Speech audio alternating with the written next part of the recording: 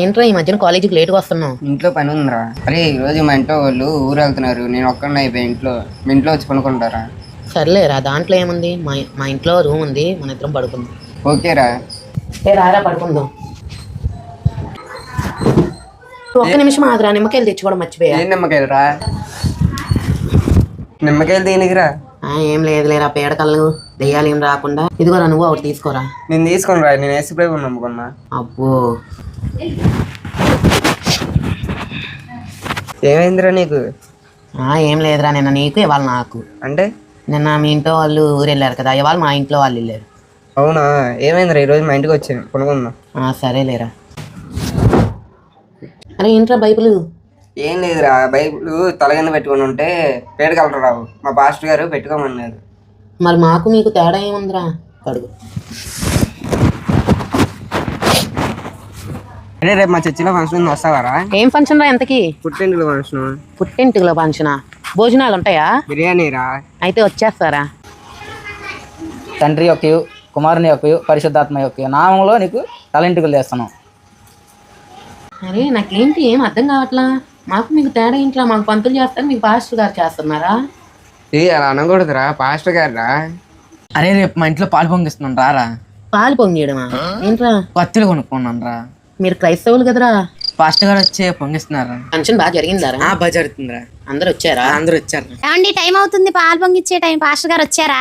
వాళ్ళే ముహూర్తం పెడతారు, వాళ్ళే లేట్ గా వస్తారు. వచ్చేస్తున్నారులే, అలా వచ్చేసినట్టున్నారు. తండ్రి యొక్క కుమారుని యొక్క పరిశుద్ధాత్మలో పాలు పొంగిస్తున్నాం.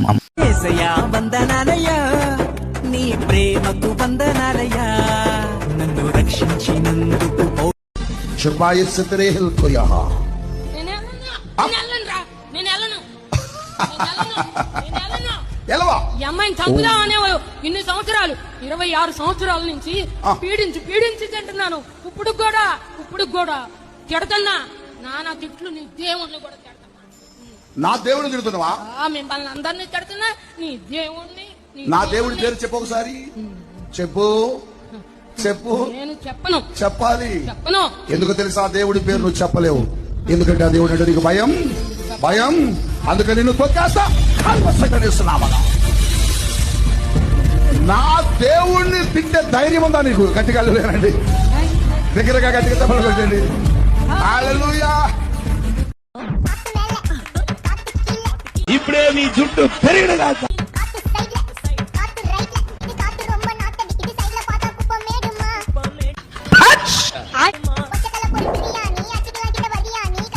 వేసిన అవల దీంట్లో డబ్బులు వచ్చిన కాక.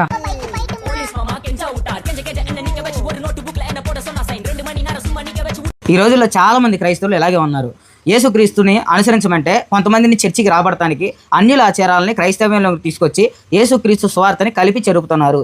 బైబుల్ తెలిసిన వాళ్ళు ఇలాంటి ఆచారాలు చేయరు. ప్రభువుని బట్టి ప్రతి సందర్భంలో దేవుడు కృతజ్ఞతాస్తుతులు చెప్తారు. ఇల్లు కొనుక్కున్న, పిల్లలు పుట్టిన అన్ని సందర్భాల్లో దేవుడు కృతజ్ఞతాస్తుతులు చెప్తారు. కానీ అన్యులు చేసే ఆచారాలని క్రైస్తవంలో తీసుకొచ్చి రుద్దుతున్నారు. కాబట్టి ఈరోజు అన్యులు కూడా చాలా మంది క్రైస్తవం మీద దుమ్మెత్తిపోతున్నారు. మేము వేరేముంది, మేము చేసే ఆచారాలు కదా మీరు చేస్తున్నారు, కాదు మాకు పంతులు గారు చేస్తారు, మీకు ఇక్కడ పాస్టర్ గారు చేస్తున్నారని చెప్తున్నారు. కాబట్టి ప్రతి క్రైస్తవుడికి నేనేం చెప్తున్నానంటే, దేవుడు లోకానికి వేరే బ్రతకమన్నాడు. కానీ కొంతమందిని మెప్పు పొందడానికో, కొంతమందిని చర్చికి రాబడటానికో ఇలాగా వాళ్ళ ఆచారాలు కలపమని చెప్పలేదు. కాబట్టి మనం ఆచారాలకి కట్టు బానిసలం కాదు, క్రైస్తవులం.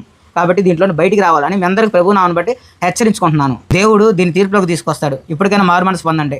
ఎందుకంటే అపోస్తలులు కూడా ఏమన్నారంటే, మేము మనుషుల్ని మెప్పించాలని పరిచర్య చేయట్లేదు, దేవుడిని మాత్రమే మెప్పించాలని, ఆయన నామాన్ని మహింపరచాలని మాత్రం పరిచర్య చేస్తానని చెప్పాడు. కాబట్టి దేవుడిని బట్టి, దేవుడి వాక్యాన్ని బట్టి గద్దెంపబడండి. ఇది అందరూ పాస్టర్ల గురించి కాదు, ఇలాంటి వాళ్ళు కొంతమంది ఉన్నారు, జాగ్రత్త. పాపులకు చోటు లేదు పరలోకమునందు, అందుకే మార్పు చెందు మరణానికి ముందు.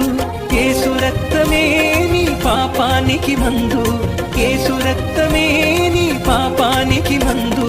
కడగబడిన వారికే గొర్రె పిల్ల విందు.